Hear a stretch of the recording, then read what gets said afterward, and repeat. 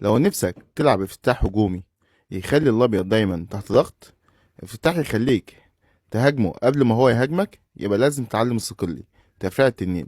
بس خلي بالك، التنين مش لاي حد. لو لعبته من غير ما تفهم هتخسر بسرعة.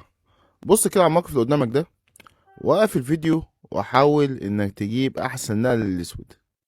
احسن نقلة هنا للاسود حصان في بيدق، نقلة قوية جدا. إيه الفكرة من حصان في بيدق؟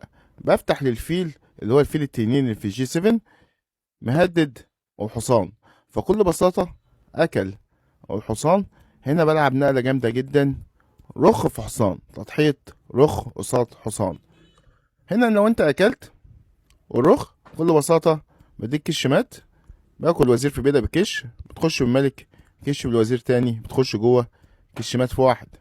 هتقول لي لا استنى استنى، هتقولي ساعة ما اكلت رخ في حصان انا مش هاكل الرخ، انا هزوق على الوزير الاول.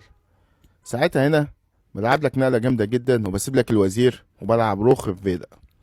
لو اكلت الوزير بكل بساطه بديك كش مات في نقله واحده، زي ما انت شايف الفيلين السفاحين دول. اللي انت شفته ده نقطه من بحر من تفريع الدراجون. ان شاء الله كورس كامل هينزل مجانا على قناه اليوتيوب. ما تنساش تشترك في القناه عشان اول فيديو ان شاء الله ينزل يجيلك اشعار بيه.